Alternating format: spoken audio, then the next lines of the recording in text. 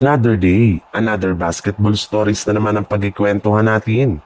At ngayon nga, yung pag-uusapan natin ang balitang pagkuha ng Los Angeles Lakers kay Obi Toppin at ang game preview ng Golden State Warriors laban sa Portland Trail Blazer. Katulad nga ng napag-usapan natin, napakadami rin naman ngang mga malalaking pangalan ang nakadikit sa kanilang team ng mga nagdaang buwan at linggo. Kagaya na lang ni Bam Adebayo mula sa Miami Heat, Lauri Markkanen mula sa Utah Jazz at maging sina Jeremy Grant at Holiday mula sa Portland Trail Blazer. Ngunit ni isa man nga dito ay hindi man lang nakuha ng Lakers sa isang trade. Kaya karamihan nga sa kanilang mga fans ngayon ay dismayado ng gusto sa kanilang mga front office. At imbis nga na main team ng Lakers ang gumawa ng trade, ang kanilang G League team malamang nga na South Bay Lakers ang gumawa nito.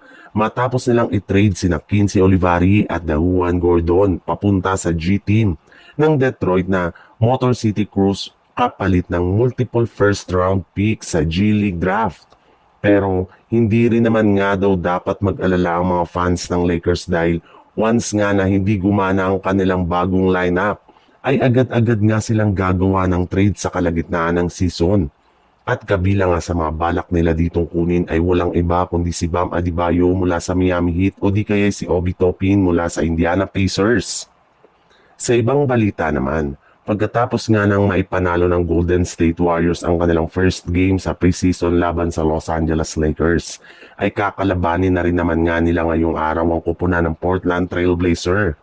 At bago pa man magsimula ang kanilang laban, ay inanunsyo na nga ng Warriors na maliban nga kay DeAnthony Milton, lahat nga ng kanilang mga manlalaro ay maglalaro sa kanilang game ngayong araw, especially si Seth Curry na magkakaroon na ng debut game sa Golden State Warriors. At dahil nga malapit na makumpleto ang Warriors, ay hindi na nakakagulat bakit yamado agad ang kanilang team kontra sa Portland Trail Blazer na punong-puno lamang ng mga batang players.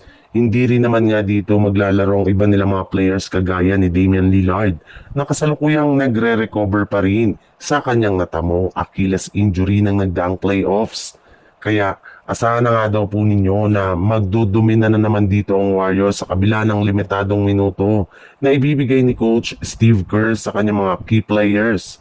Sa madaling salita, expect na nga po ninyo na aangat sa 2-0 ang record ngayon ng Golden State Warriors.